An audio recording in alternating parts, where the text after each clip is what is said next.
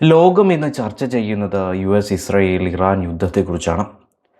കഴിഞ്ഞ കുറേ കാലങ്ങളായി തന്നെ ഇറാൻ എന്ന രാജ്യത്തിൻ്റെ ഏറ്റവും വലിയ ശത്രുക്കളായി ഇരു രാജ്യങ്ങളും മാറിയിരുന്നു. രാജ്യങ്ങളുടെ രാഷ്ട്രീയത്തിൻ്റെ ഭാഗം കൂടിയായിരുന്നു അതൊക്കെ.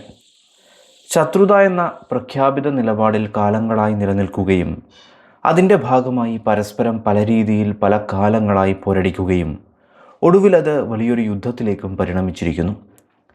ഇറാൻ്റെ പരമോന്നത ഭരണാധികാരിയായിരുന്ന അലി ഖമനേയി തന്നെ കൊല്ലപ്പെടുന്ന സാഹചര്യവുമുണ്ടായി. ഇന്നത്തെ കാലത്ത് ബദ്ധവൈരികൾ എന്നൊക്കെ പറയാവുന്ന തരത്തിൽ അത്രമേൽ ശത്രുത പുലർത്തുന്ന ഇസ്രയേൽ ഇറാൻ രാജ്യങ്ങൾ തമ്മിൽ പണ്ടൊരു കാലത്ത് സുഹൃത്തുക്കളായി നിന്ന ചരിത്രം കൂടി നമുക്ക് മുന്നിലുണ്ട്. ഇസ്രയേലിൻ്റെ രൂപീകരണത്തിന് ശേഷം ഇന്ന് സുഹൃത്തുക്കൾ ആയി എന്നൊക്കെ പറയാവുന്ന തരത്തിൽ നിലകൊള്ളുന്ന പലരും കടുത്ത എതിർപ്പോടെ ഇസ്രയേലിനെ നോക്കിക്കണ്ടപ്പോൾ മിഡിൽ ഈസ്റ്റിലെ അവരുടെ ഏറ്റവും വലിയ സൗഹൃദ രാഷ്ട്രം എന്നത് ഇറാൻ ആയിരുന്നു എന്ന വസ്തുതയാണ് ഏറ്റവും രസകരമായ ചരിത്രം. ഇന്നത് ഇസ്രയേലിനെ ഇല്ലാതാക്കും എന്ന പ്രഖ്യാപനത്തിൽ ഇറാനും ഇറാൻ്റെ ആണവ പദ്ധതികളെ എങ്ങനെ പോയാലും തകർക്കും എന്ന നിലയിൽ ഇസ്രയേലും നിലനിൽക്കുന്നു. വർഷങ്ങളായി തുടർന്നു പോരുന്ന പ്രോക്സി യുദ്ധങ്ങൾക്കപ്പുറം ഇന്നത് തുറന്ന യുദ്ധത്തിലേക്കും എത്തിച്ചേർന്നിരിക്കുന്നു. എന്നാൽ ഇസ്രയേൽ രൂപീകരണ സമയത്ത് ഈ മേഖലയിലാകെ ഇസ്രയേലിന് ആകെയുള്ള സൗഹൃദ രാഷ്ട്രമായിരുന്നു ഇറാൻ എന്നതാണ് ചരിത്രം. ഇസ്രയേലിലെ ജനത നിരന്തരം ഇറാനിലേക്ക് യാത്ര ചെയ്യുകയും അവിടെ വലിയൊരു കമ്മ്യൂണിറ്റിയായി ജീവിക്കുകയും ഒക്കെ ഉണ്ടായി. അതുപോലെ ടൂറിസം മേഖലയിലും ഇരുഭാഗത്തും വലിയ പ്രാതിനിധ്യമുണ്ടായിരുന്നു. ലക്ഷത്തിലധികം വരുന്ന ജൂതജനത ഇറാനിൽ ഒരു കാലത്ത് വലിയ പരിഗണനയോടും കൂടി ജീവിച്ചിരുന്നു എന്നതും നാം ഓർക്കേണ്ടതുണ്ട്. ഇറാനിലുള്ള ജൂതജനതയ്ക്കായി പ്രത്യേകം സ്കൂളുകൾ പോലും ഉണ്ടായിരുന്നു. ഇസ്രയേൽ സിനിമകളെ ഇറാനിയൻ ജനതയും നേരെ തിരിച്ച് ഇറാനിയൻ സിനിമകളെ ഇസ്രയേൽ ജനതയും വലിയ തോതിൽ ഇഷ്ടപ്പെട്ടിരുന്നു. ഇറാനിലെ പല നിർമ്മാണ മേഖലകളിലും വ്യാവസായിക മേഖലകളിലും ഇസ്രയേൽ കമ്പനികളും ജീവനക്കാരും പങ്കുകൊള്ളുക പോലുമുണ്ടായി. ഇത്തരത്തിൽ പരസ്പര സഹകരണത്തോടെ നിലകൊണ്ട ജനതയും അത്രമേൽ സൗഹൃദത്തോടെ നിലകൊണ്ട രാജ്യങ്ങളും എങ്ങനെയാണ് പൊടുന്നനെ വല്ലാത്ത ശത്രുക്കളായി മാറിയത്?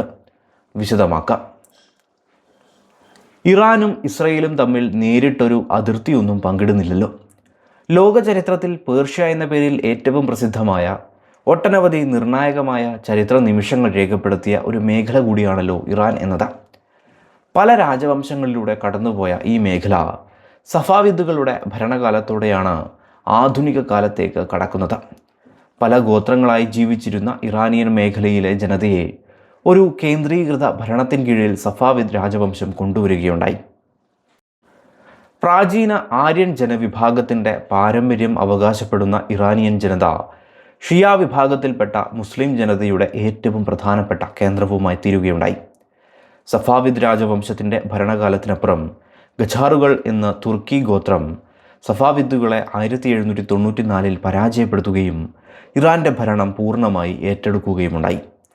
ഏതാണ്ട് 1925 വരെയും ഇറാനിൽ ആധിപത്യം നിലനിർത്താൻ ഖജാർ വംശത്തിന് സാധിക്കുകയുണ്ടായി. ഇവരുടെ കാലത്താണ് ടെഹ്റാൻ എന്നത് തലസ്ഥാന നഗരമായൊക്കെ മാറുന്നത്. ഇതേ കാലത്ത് ബ്രിട്ടൻ്റെയും റഷ്യയുടെയും പരസ്പര പോരാട്ടങ്ങളും ഒന്നാം ലോക മഹായുദ്ധവും ഒക്കെ ഉണ്ടാവുന്നുണ്ട്.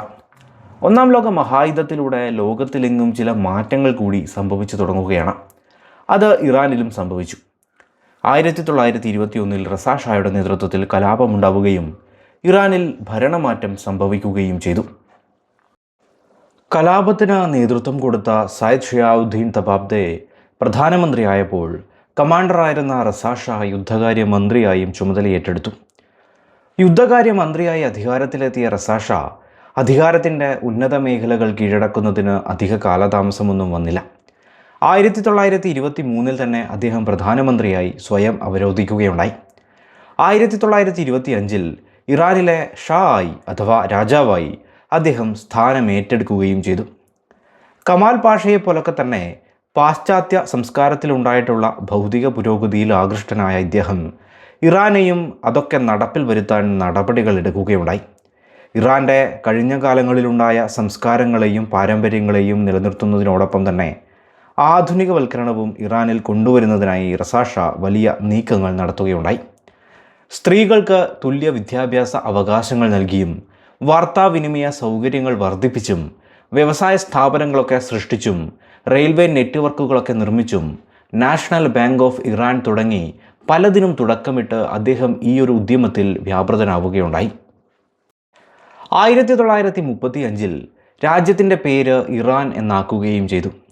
ആര്യൻ ജനതയുടെ പാരമ്പര്യം തങ്ങളിൽ എന്ന് കാണിക്കുന്നതിനായിരുന്നു ഇത്. പക്ഷേ ഇവിടെയും ചില കാര്യങ്ങൾ ശ്രദ്ധിക്കാം.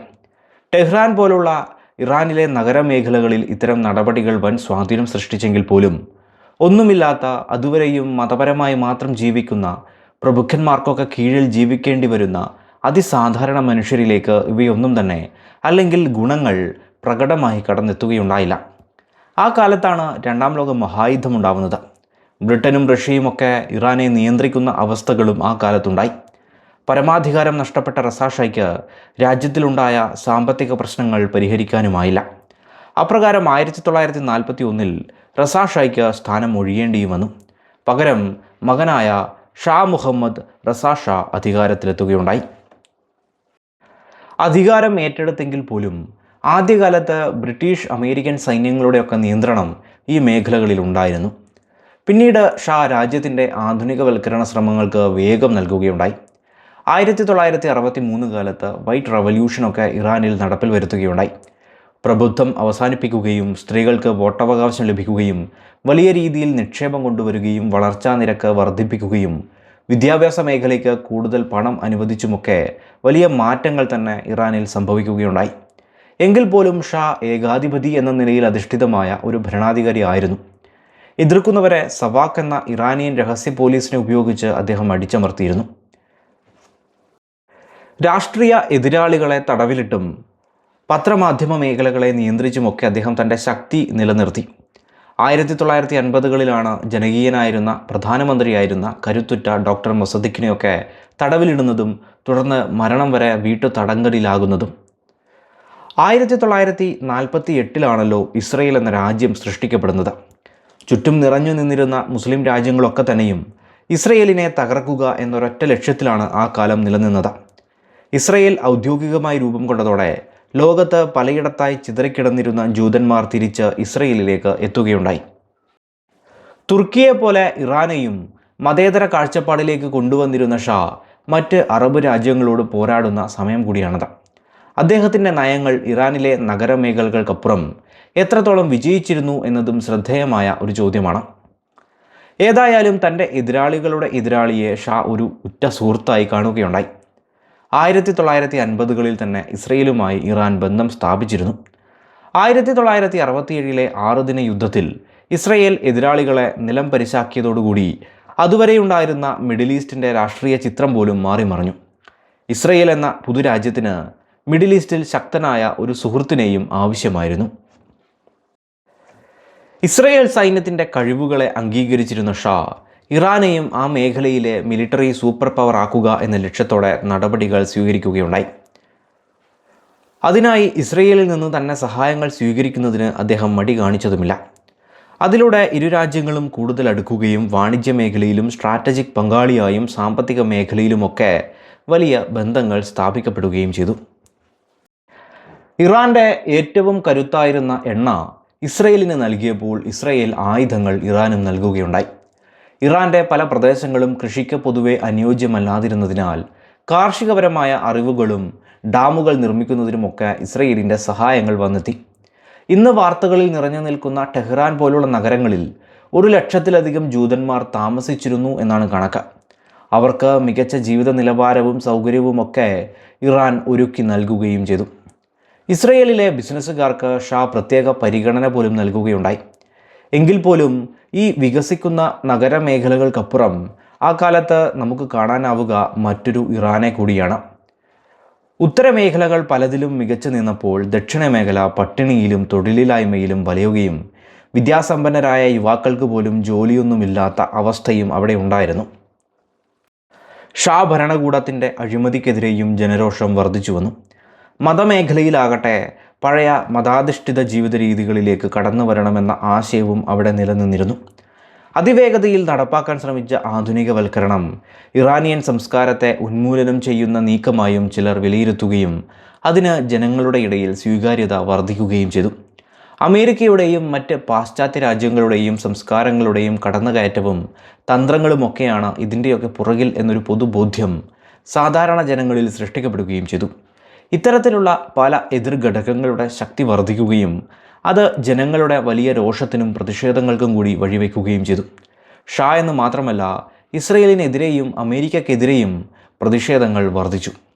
പ്രതിഷേധങ്ങളെ സ്വാഭാവികമായും ഷാ അടിച്ചമർത്താൻ ശ്രമിക്കുകയുണ്ടായെങ്കിലും അത് വിജയിച്ചില്ല. പകരം പ്രതിഷേധങ്ങൾക്ക് ശക്തി വർദ്ധിക്കുകയാണ് ഉണ്ടായത്. അങ്ങനെ ഇറാനിയൻ വിപ്ലവം ശക്തമാവുകയും ഷായ്ക്ക് ആ രാജ്യം തന്നെ വിടേണ്ടതായും വന്നു. 1979 ഫെബ്രുവരി 1 നാടുകടത്തപ്പെട്ടിരുന്ന തീവ്ര മതനേതാവായ ആയത്തുള്ള ഖൊമേനി ഇറാനിലേക്ക് തിരിച്ചെത്തുകയും ചെയ്തു. മതേതര വിപ്ലവ മേഖലകളൊക്കെ അധികാര മേഖലയിൽ ഖൊമേനി മതനേതാവായി മാത്രം തുടരുമെന്ന് കരുതിയെങ്കിലും അതുണ്ടായില്ല. വൈകാതെ അദ്ദേഹം രാജ്യത്തിൻ്റെ പരമോന്നത നേതാവായി മാറുകയും ഇസ്ലാമിക് റിപ്പബ്ലിക് ഓഫ് ഇറാൻ സൃഷ്ടിക്കപ്പെടുകയും ചെയ്തു. അതോടെ രാജ്യത്തിൻ്റെ പൊതുവായ ചിന്താഗതിയിലും രാഷ്ട്രീയ മേഖലയിലും അടക്കം മാറ്റങ്ങളും വന്നു തുടങ്ങി. ഈ ഒരു വലിയ മാറ്റത്തിൽ ജൂത കുടുംബങ്ങൾ ആശങ്കപ്പെട്ടെങ്കിലും പെട്ടെന്ന് ഇവരെ ഒഴിപ്പിക്കുക എന്നത് രാജ്യങ്ങൾ തമ്മിലുള്ള ബന്ധത്തിൽ വിള്ളൽ വീഴ്ത്തും എന്നുള്ളതുകൊണ്ട് തന്നെ ഇസ്രയേൽ നീട്ടിക്കൊണ്ടുപോവുകയുണ്ടായി. വിപ്ലവത്തിൻ്റെയൊക്കെ കാലത്ത് വീട്ടിൽ ഒളിച്ചിരുന്ന ജൂതർ വീട്ടു തടങ്കലിൽ എന്ന പോലെ ജീവിക്കേണ്ടിയും വന്നു. ജൂത കുടുംബങ്ങൾ പലതും പിന്നീട് രഹസ്യമായി നാട് വിടുകയാണ് ഉണ്ടായത്. വിപ്ലവത്തിനപ്പുറം പുതിയ ഇറാൻ ഇസ്രയേലുമായുള്ള നയതന്ത്രപരമായ ബന്ധം തന്നെ ഉപേക്ഷിക്കുകയുണ്ടായി. ഒപ്പം ഇസ്രയേലിനെതിരെ പല നീക്കങ്ങളും ആരംഭിച്ചു.